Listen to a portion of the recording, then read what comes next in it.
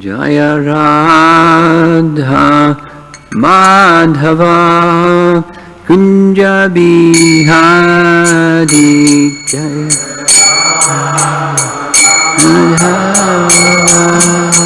Kunja Bihari Jaya Radha Madhava Kunja Bihari Madhava Kunja Bihari Gopi Jana Balabha Girivardhari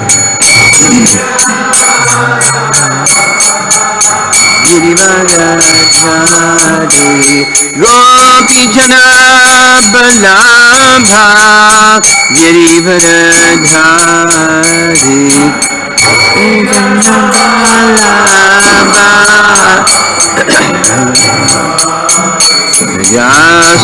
Yasodanandana Braja Janaranjana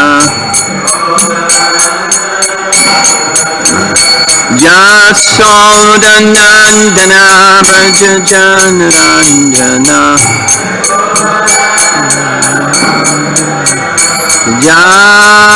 Yamanatira Vanachari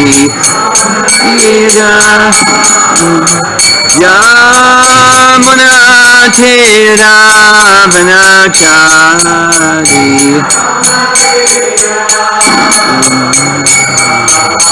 Jaya Radha Madhava Kunja Bihari Radha Madhava Kunja Bihari Jaya Radha Madhava Kunja Bihari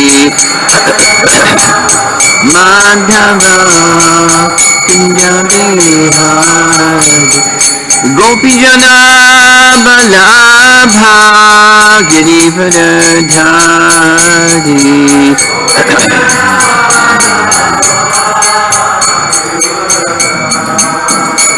Gopi Jana Balabha Girivardhari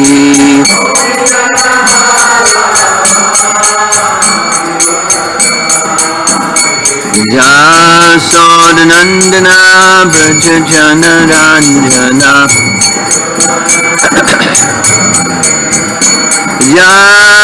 Yasodanandana Braja Janaranjana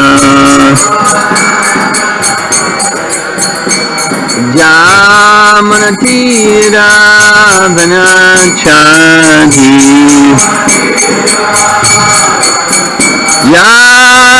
Yamanatira Vanachari Jaya Radha Madhava Kunja Bihari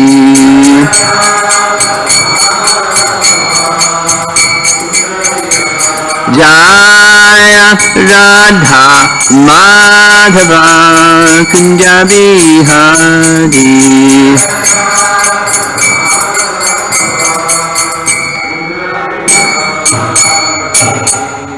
Jaya Vishnupad Paramahansa Parivijagacharya Astatara Srimad His Divine Grace A.C. Bhakti Vedanta Swami Srila Prabhupada Ki Ananta Koti Vaishnavrinda Ki Grantaraj Srimad Bhagavatam Ki Gaur Pimanandi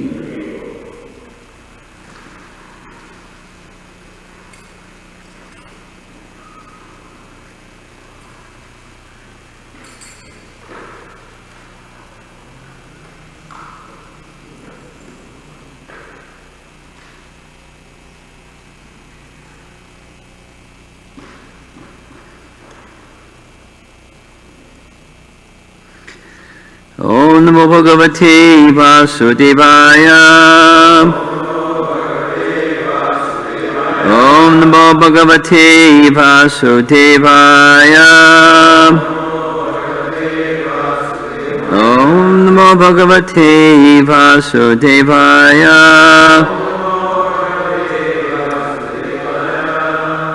text 11 from Brahma's Prayers,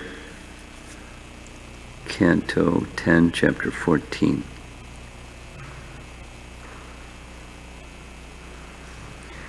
Kvaham tamo mahadaham ka charagnivarbho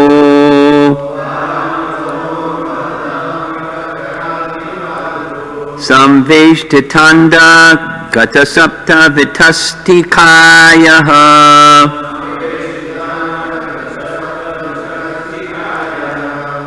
kvedrig vidha viganitada paranucharya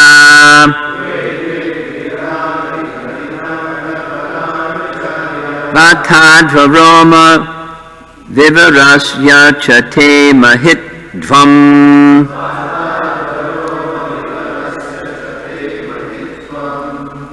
kvaham tamo mahadaham kacharagnivarbho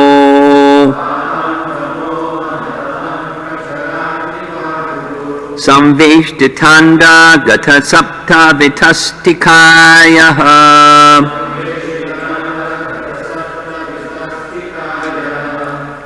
kvedrig vidha vigati viganitanda paranucharya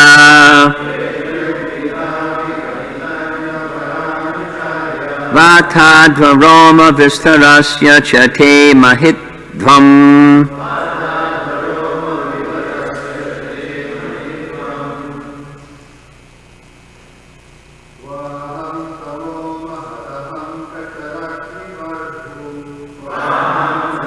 mahadaham kacharagnivarbho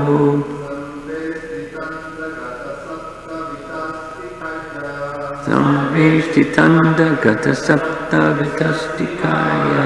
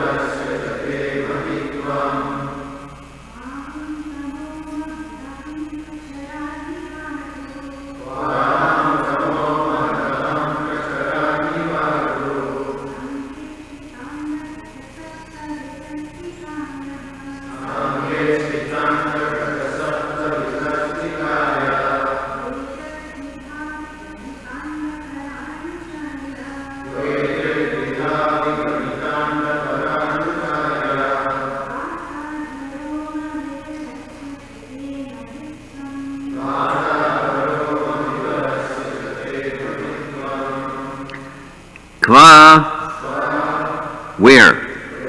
Aham, I. Tamaha, the material nature. Mahat, the total material energy. Aham, false ego. Ka, ether. Chara, air. Agni, fire. Vaha, water. Bhu, earth. Samveshtita, surrounded by.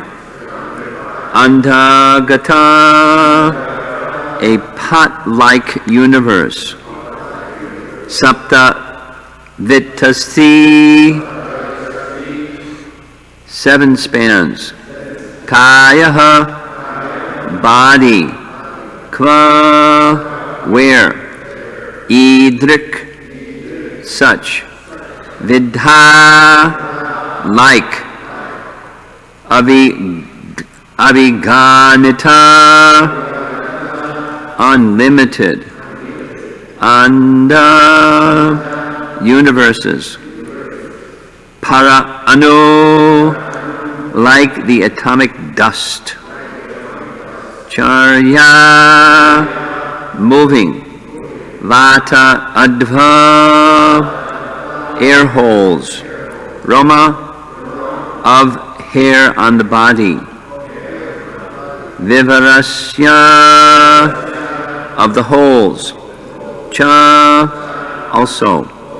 Te, your. Mahitvam, greatness. Translation. Who am I, a small creature measuring 7 spans of my own hand? I'm enclosed in a pot-like universe composed of material nature, the total material energy, false ego, ether, air, water and fire, water and earth. And what is your glory? Unlimited universes pass through the pores of your body, just as particles of dust pass through the openings of a screened window. Purport. In the Chaitanya Charitamrita Adi Lila chapter 5 text 72, Srila Prabhupada gives the following purport for this verse. Quote, when Lord Brahma, after having stolen all Krishna's cows and cowherd boys, returned and saw that the cows and boys were still roaming with Krishna, he offered this prayer in his defeat, a conditioned soul, even one so great as Brahma, who manages the affairs of the entire universe, cannot compare to the personality of Godhead, for he can produce numberless universes simply by the spiritual rays emanating from the pores of his body. Material scientists should take lessons from the utterances of Sri Brahma regarding our insignificance in comparison with God. In these prayers of Brahma, there is much to learn for those who are falsely puffed up by the accumulation of power. Unquote. In Krishna, the Supreme Personality of Godhead, Volume 1, Chapter 14, Srila Prabhupada further comments on this verse. Quote, Lord Brahma realized his actual position. He is certainly the supreme teacher of this universe, in charge of the production of material nature, which consists of the complete material elements, false ego, sky, air, fire, water, and earth. Such a universe may be gigantic, but it can be measured, just as we measure our body as 7 spans. Generally, everyone's personal bodily measurement is calculated to be 7 spans of his hand. This particular universe may appear to be very gigantic body, but it is nothing but the measurement of 7 spans of Lord Brahma. And the final paragraph. Aside from this universe, there are unlimited other universes outside the jurisdiction of this particular Lord Brahma, just as innumerable atomic infinitesimal fragments pass through the holes of a screened window. So millions and trillions of universes in their seedling form are coming out from the bodily pores of Mahavishnu. And that Mahavishnu is but a part of the plenary expansion of Krishna. Under these circumstances, although Lord Brahma is the supreme creature within this universe, what is his importance in the presence of Lord Krishna? So we're going to go quickly to hopefully don't hit the wrong button this morning. The commentary of Vishwanath, Jiva Goswami, and Sanatana Goswami. Vishwanath writes,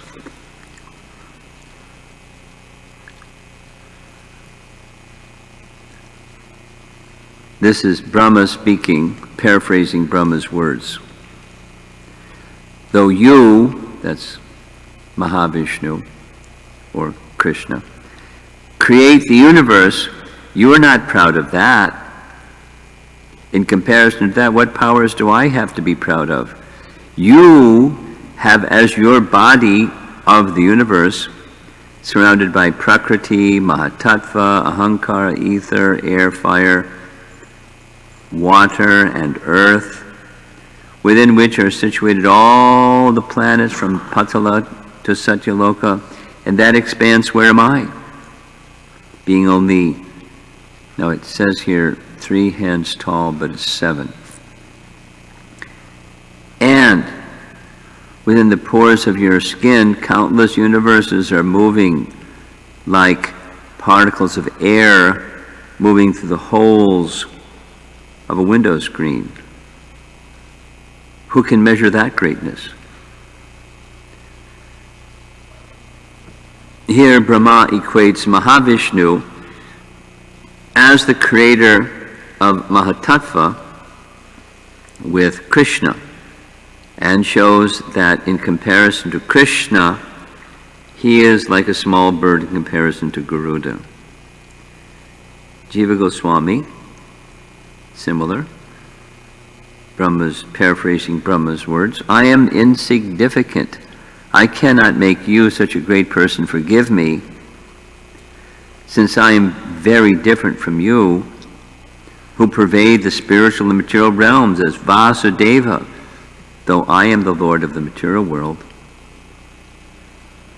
He praises Krishna as Mahavishnu in order to say this: the universe is compared to a pot because in a short time it will be destroyed.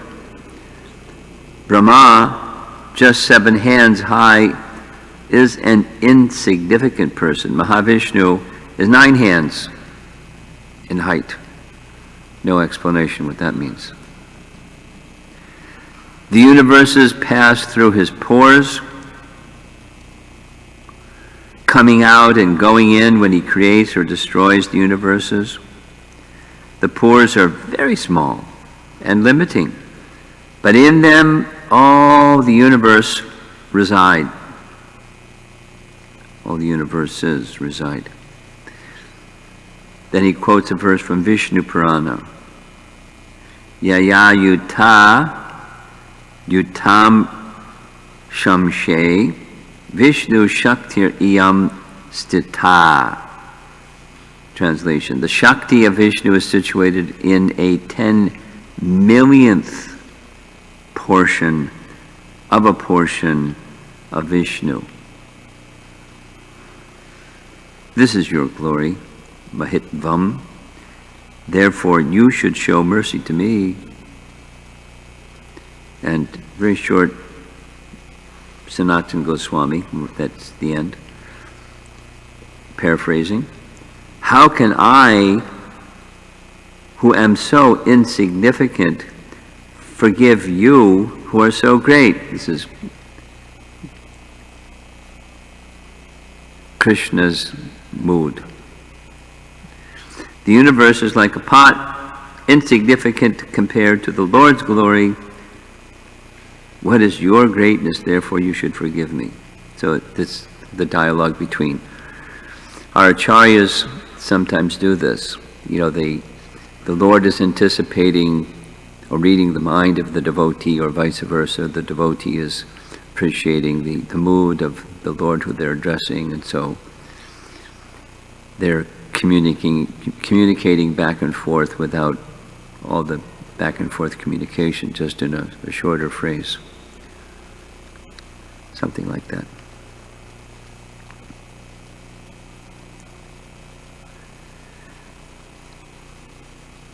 So Jiva Goswami is taking that this verse is a continuation of the mood and message of the previous verse. The mood and message of the previous verse was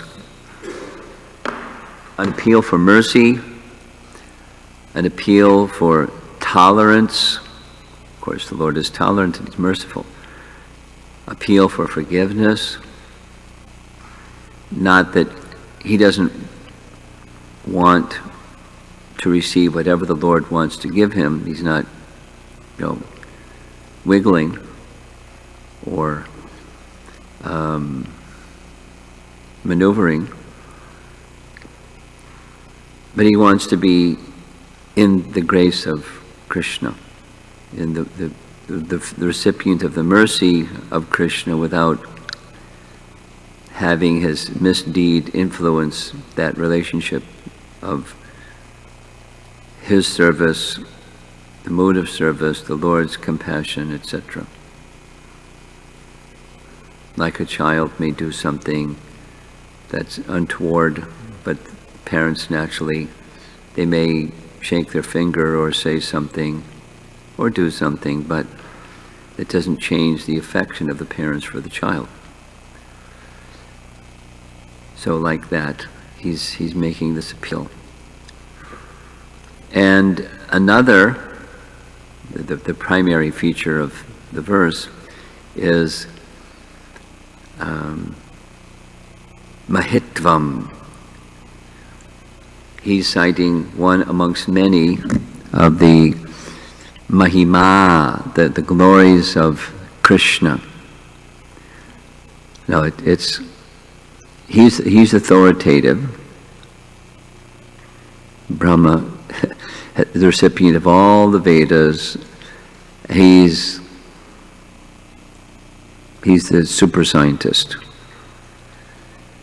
He knows what scientists will never discover about the affairs of creation.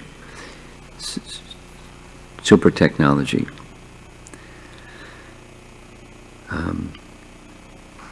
So with that fullness of his knowledge, he is now citing a very practical comparison between his so-called greatness and the greatness of Mahavishnu. And the conclusion is, therefore, it's humility. With humility, I'm submitting.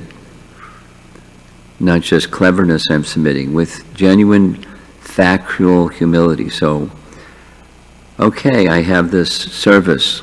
Each of us, we have some service. And the service that I do is whatever the service that we do. In his case, he's performing a service of creation of one universe. But that one universe, as big as the universe is, it has a measurement and it has an end. Just like, so that's the expression here with Jiva Goswami pots will be broken. They're built, they last for some time, and eventually, so the pot-like the pot-like nature of the universe is also that's like a shell, like a coconut. Sometimes that comparison is made. And within the shell is Brahma and the universe that the sub-creation that he did. But the primary creation is Lord Vishnu, and the primary creation of Lord Vishnu is all the universes that, of course, all the universes also come and go. They're temporary, like his universe, they're all temporary. But the source of those temporary, the rest of those temporary universes, and all living entities, etc., is Lord Vishnu. So who am I? Quite insignificant. Although I have some service, quite insignificant.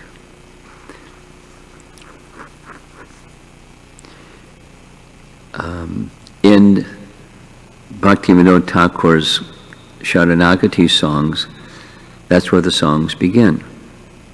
Dainya, humility. Because without humility, how is the rest going to follow? How is Sharanagati, Sharana, how is surrender, submission going to take place? And again, and again, and again. So,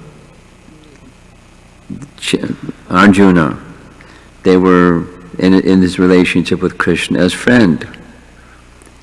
And talks between friends, Prabhupada would say, is there's no end to it. You say, the other friend says, and there's no conclusion.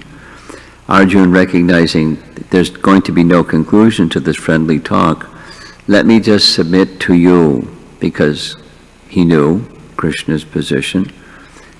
Not just he's the wiser friend, but he's the Supreme Personality of Godhead. So he submitted to him. Shishas teham shadimam tvam prapanam.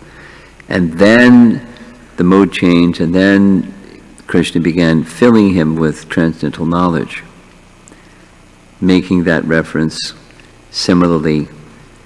One of the lecture series that Prabhupada spoke many times in many places, and one of them I had the direct experience of in New York, 1975. Prabhupada was visiting, and he spoke on the Sanatan Goswami section, chapter 20 of Madhya Lila. And as with other places, he liked speaking about this.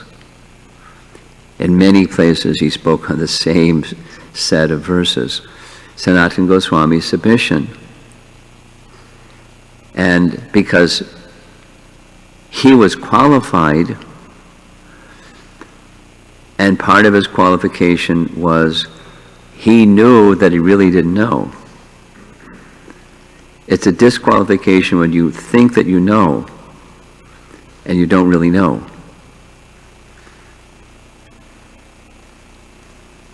A disqualification. And then to explain to somebody that they don't really know, that takes some work. That's, when we are engaged in our preaching work, that's one of the obstacles. It's part of our service, but it's certainly an obstacle. Just like some appreciation of the approach that Sariputta took, I like very much. I have great admiration for Sariputta's approach. And his approach was basically, he'd lay out, this is the model that science wishes us to accept. And they put forward the model based on these reasons, those reasons. So he's not uninformed, he's not just taking pot shots. But then he shows there's a hole in the bucket. There's a hole over here, there's a hole over there, the thing is a sieve. It's not really a bucket. It doesn't hold. And then, so it's good reason, audience, scientists or whoever, to take a look at a possible other model, because a model that doesn't have so many holes in it. So let's look at the Vedic model. But before going to the Vedic model, he doesn't just give it a bad name, he specifically, in their own language, points out the inconsistencies, the fallibility, the language of scientists, falsifiability. So we sometimes have to do that also, not just with scientists, but anybody. Part of the problem is lack of integrity. That is, when the fallacy or falsifiability is pointed out, they still go back to the same point and go back to the same point and go back to the same point. They're dishonest. Because there's this incapacity to be humble. So it's much easier with Sanatana Goswami, although superlatively qualified, identifying himself as not qualified. And in his case, Sanatana Goswami points out as proof, people say I'm a pundit, but the fact is I don't even know what I am. Can you please instruct me? Kayami? What am I? And then 2 months, instruction, all day long instruction, because here's a fit recipient. So you can fill up that fit recipient and it doesn't leak out. Because there's humility. And then with that humility, then an eagerness to know. I know that I don't know, and I want to know.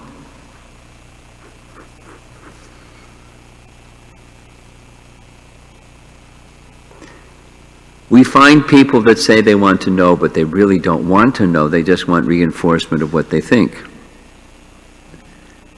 Or they don't say, I want to know. They say, this is the way it is.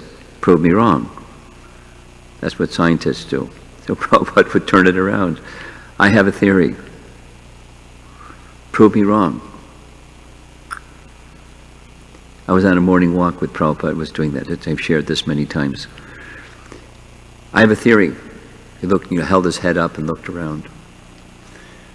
The moon has coal flame. Prove me wrong. He didn't say this is what the scientists do, but it was really clear that's what he was doing. Whether he believed that the moon has coal flame or not, I don't know. But what I believe he was doing, the sense that I got is he was saying, this is what the science, on what authority? Because I'm a scientist. I say something. Prove me wrong. And it's our business to prove them wrong? Well, what about prove it right? Like, okay, life comes from chemicals. Here's the chemicals, produce life. Or something. So, not just to pick on scientists, but the message is that it's the message of humility, is a preliminary, and Brahma's got that humility. Now he got a little carried away. More than a little carried away. He made it an offense. But he has become very humble. And it's not just he got kind of hit in the side of the head and now he's humble. Now that can happen too. But he had a desire, a curiosity desire to see what's the limit of the opulences, the potencies of Krishna, having just seen the Aghasura demon drama or Leela. And then Krishna sat down right afterwards and having lunch with the cowherd boys. Like, whew. Little boy, what's the limit? No limit. And then so light went on. His curiosity was abundantly satisfied. No limit. But meanwhile, in doing what he did, it was offensive. And now he's recognizing, so it's helpful for us, similarly, to recognize who we really are is insignificant. I remember hearing Prabhupada saying, Krishna consciousness is very simple. God is very great, we're very small, we should serve him. That is Krishna consciousness. Now, God is very great. People in the theistic world, religious world, they have this idea how great that God is great, but how great he is? Andantarasta paramanuchayantarastam. He is greater than the greatest and smaller than the smallest at the same time. He's outside of everything, he's inside of everything at the same time. He's a person and he's everywhere at the same time. And how is that? Well, there's a science to it that's within the Vedas, but it's not a contradiction, because within the Absolute is everything. He expands himself everywhere by his energies, he expands himself everywhere within those energies by Paramatma. So he, by his portion of a plenary portion, is everywhere, and at the same time he's not everywhere. His Bhagavan feature is in the spiritual world, and his Paramatma feature is everywhere. They're one and the same, but different. So, that's a mystery. And people that look at mysteries have different, Sherlock Holmes ideas of how to solve the mystery. There is no God, or it's mythology, or God is oneness, or, different. So, God is great, and the nature of that greatness, there's one that's being presented here. And just some Prabhupada appreciation, and then I'm going to end. I grew up on the East Coast, so I didn't know the stories that happened so much on the West Coast, but something that happened on the East Coast happened the same thing in LA. The one that I knew was Brahmananda. There's an LA version with Krandar. But Prabhupada gave the same question, same answer. So it goes, same as what we hear here. Prabhupada, I have so much service, and I have so many people lauding and praising and appreciating me, and it's really hard to remain humble. Prabhupada, how to remain humble?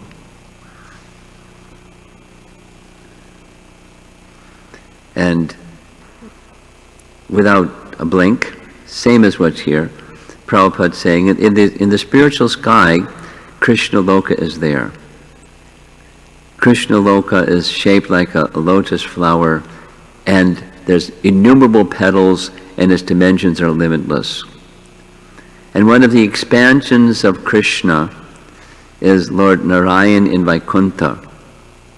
And Lord Narayan in Vaikuntha presides over limitless numbers of spiritual planets in the vastness of the spiritual sky. In one corner of that vastness of the spiritual sky, there's a cloud of material energy called Mahatattva. In that cloud of the material energy called Mahatattva, a portion of a plenary portion of Narayan expands himself in that Mahatattva. And from the pores of the body of Mahatattva come limitless universes.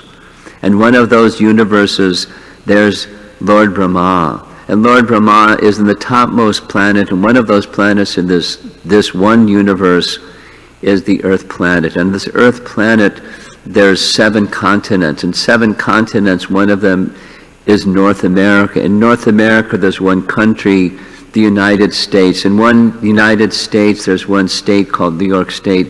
In that New York State, there's a city called New York City. There's so many streets and avenues in New York City, and we're standing here on Mott Street, and you're asking me, how do I become humble? And there's a similar story, Los Angeles story. And each of us has some service. And with that service comes some authority and responsibility, and we can easily become attached to a false sense of importance. Fill in the blank.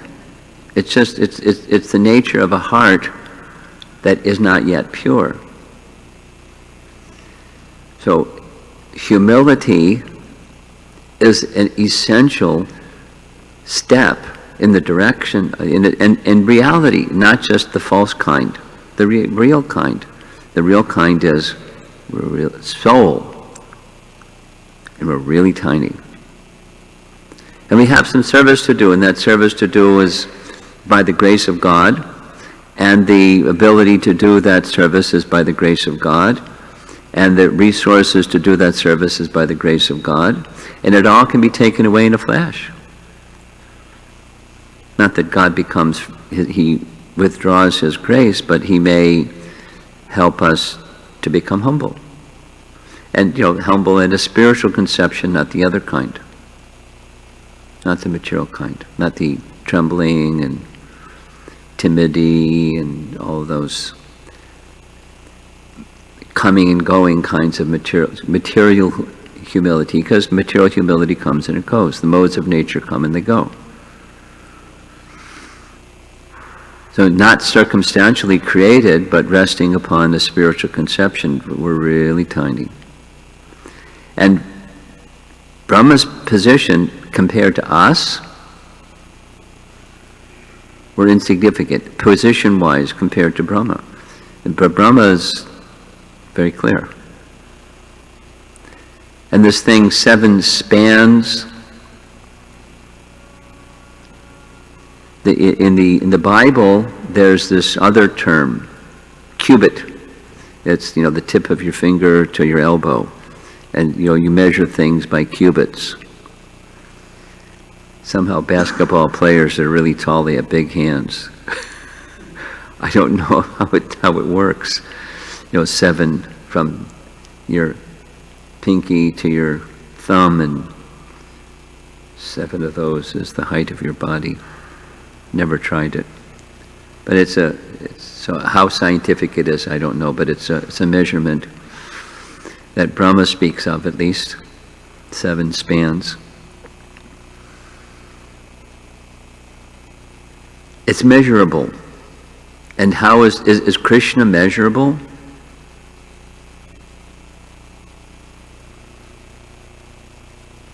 The message being quoted here in these commentaries is the pores of the skin are small, and that there's hairs in the pores of the skin, but there's also perspiration that comes from the pores of the skin, and they're small.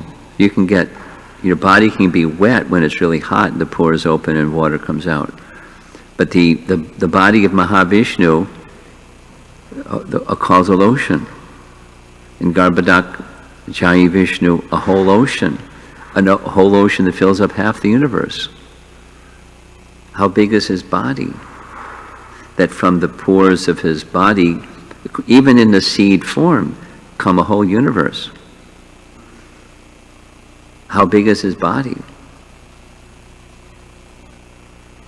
How small are the seeds that then become a whole universe and then are withdrawn just by his will? We can't do things by our will. We have some will. We can't do things just by our will. He doesn't have to do anything. And so on, to describe his mahatvam, his greatness. If we remember his greatness, it's easy to have a spiritual conception of humility. But if you're in Maya, you don't remember his greatness, and you think something else. That's the influence of Maya, forgetfulness of Krishna. He becomes covered, and I become important. Independent, significant.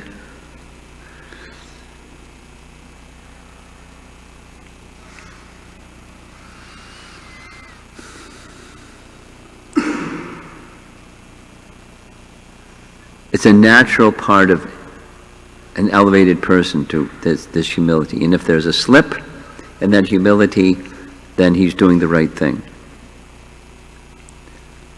both internally and externally. Let's see if there's any discussion.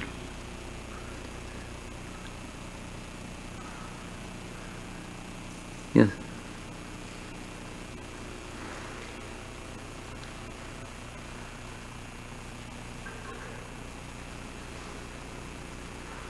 Maharaj, I was talking to one of our neighbors.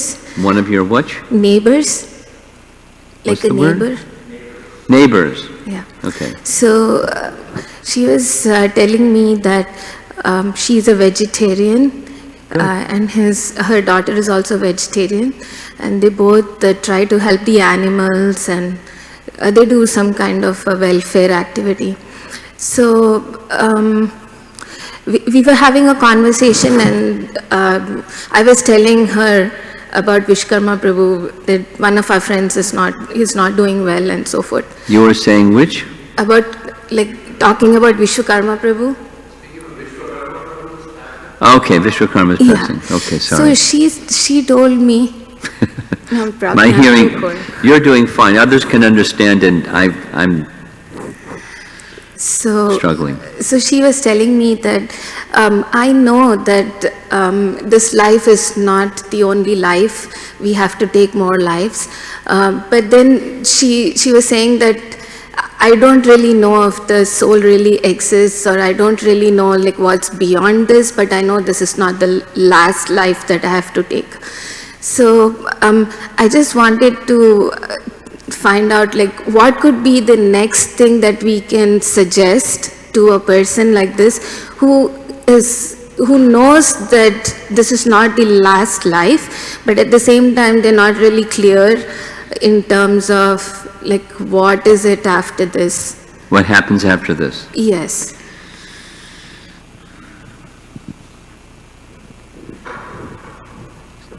So what can you do with your neighbor or someone who's in that situation? This isn't last, but what's next, I don't know. Well, depending on the person, but you can try the Dehi Nosman Yata Dehe message. And as during this lifetime, this is the flow, so after this lifetime, it's the same flow. Not only there's a life after this one, but in the course of her life, or daughter, she has a daughter, in the course of your daughter's life, depending upon, in English terminology, but guna and karma, she's making choices. And making choices, then her life looks like this, and then making other choices, her life looks like that, and making other... So mothers relate with their children. So what happens tomorrow is based upon the choices today.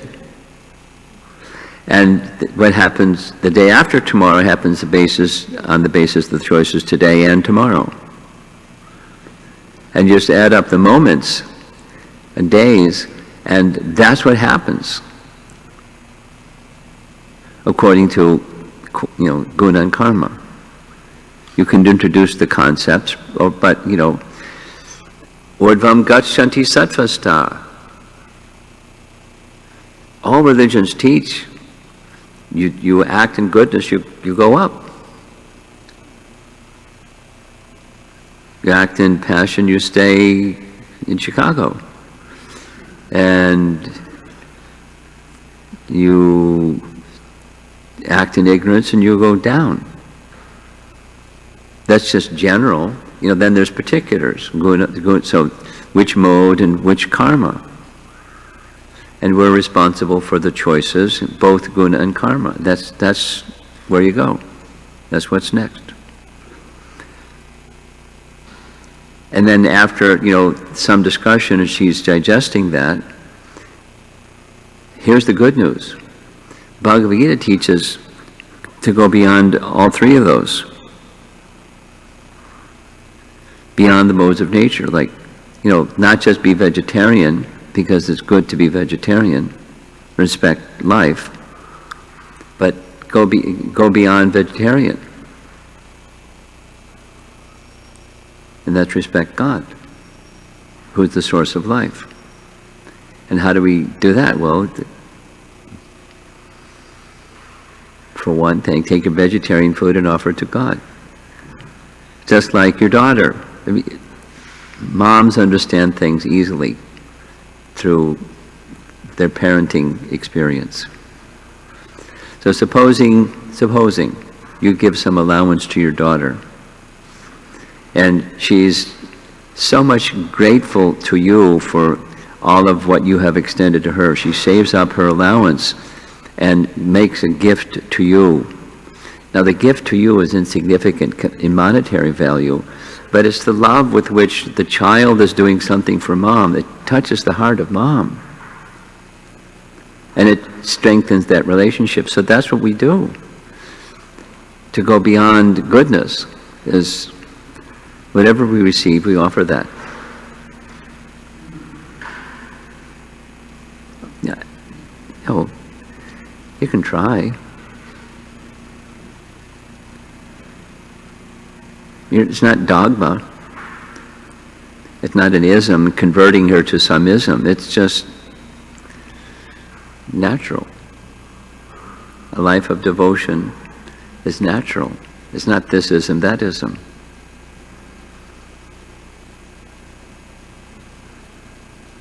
And within your own lifestyle, you can find a nice way that you can think of things that you have received from God, by the grace of God, and you offer your thanks to Him.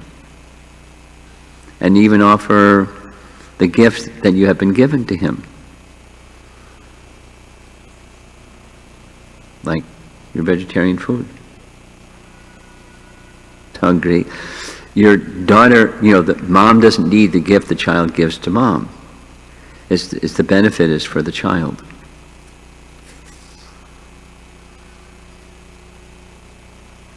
If you train the child to do that, then the child may do it just because, oh, that's what I'm supposed to do. And it's not the same as from the heart. So if you understand from your heart,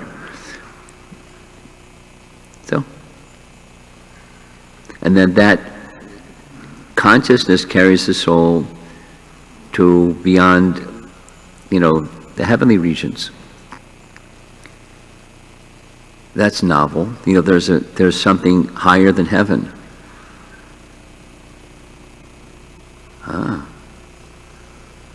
The good place, There's something higher than that. Doesn't mean don't be good, but there's a place higher than that. We can go to that place. Be good.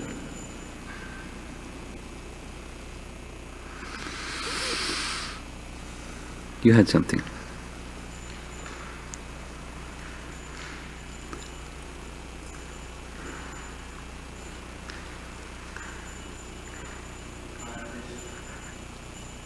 Guru Maharaj, not a well-formed question, but my thought process was going to this quality of humility that is being inspired by comparison with God's greatness and my insignificance. And then there seems like there's two things that inspire humility. One is this realization, and the other is recognizing the contamination of consciousness within. That a number of acharyas and great souls express as well. Is there a quality of consciousness? Is there a quality of consciousness? Difference in the quality of consciousness that is inspired by these two kinds of humility, so to speak. Identify once again the two kinds of humility. One is feeling oneself insignificant in terms of, being Anu versus Vibhu, and the other one recognizing the contamination of consciousness with it. Well, of course there's a difference, but they lead to the same place.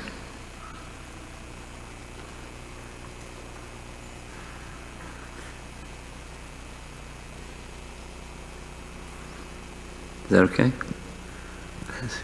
One is this and the other is that. I was also thinking in terms of, sometimes when there may be too much anartha consciousness, that without the sense of this utterly subordinate to Krishna who's so great, then that can head in the wrong direction. Sure. But, the other one can head in the wrong direction too. Given tendencies, conditioned tendencies, that is, forgetful. Pride. When the heart's not pure, I can think, God is great and I'm small, and the next moment I'm great.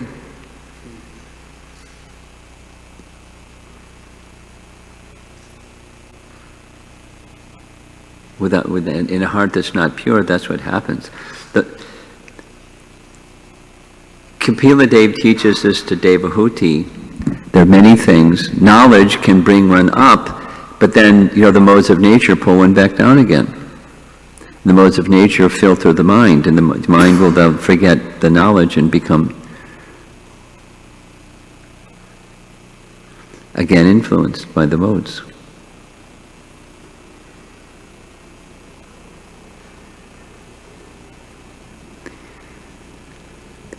Yes.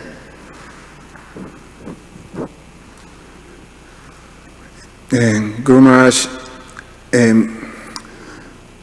one have to make, in general, choices and one things and one according to one's experiences and understandings and knowledge and all these things.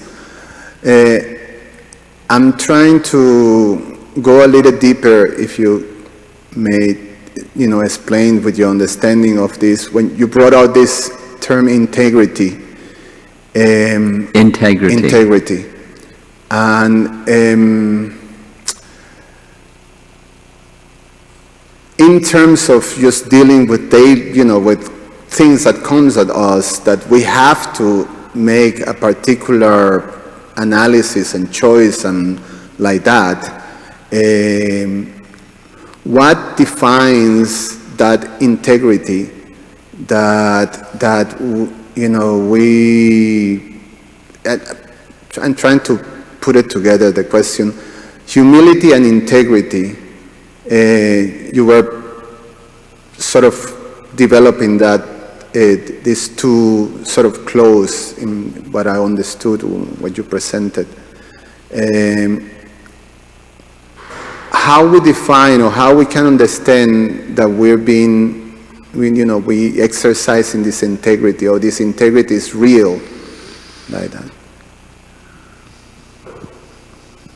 I'm not really clear what you're asking, but I can say something. Yeah, please.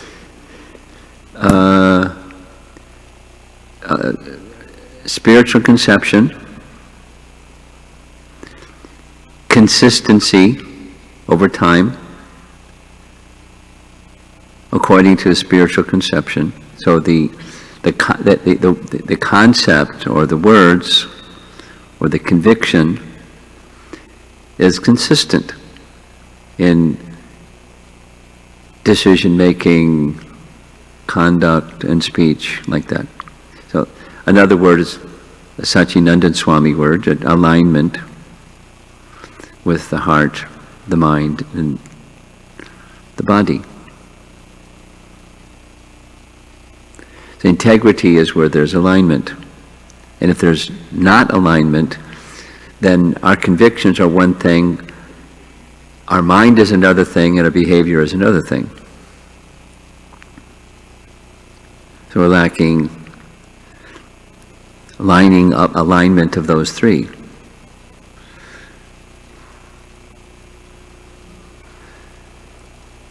Oh, short answer, put your hand in your bead bag and see what happens.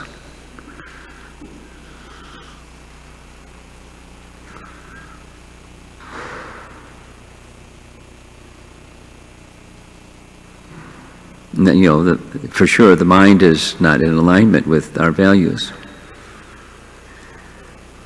So that means that the integrity... That means that integrity is slipping. Now, in the sadhana stage, it is to be understood and accepted by me and you and all of us, that that's part of the preliminary stage or beginning stage or the sadhana stage where there's inconsistency. It's not, I'm not there yet, so, and you know, there's different ways of looking at integrity.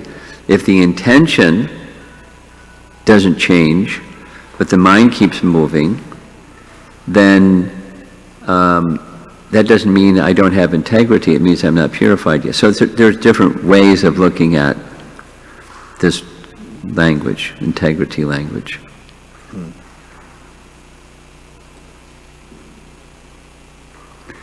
Just, you know, take the definition of Rupa Goswami of what bhakti is, and you have what integrity is. Anukulyena Krishna Anushīlanam.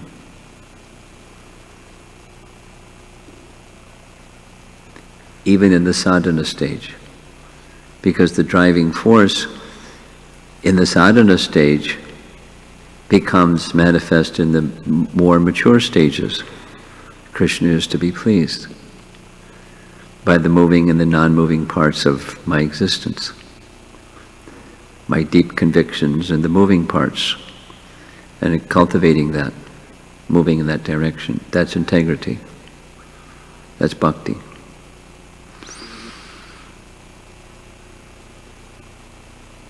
Yes.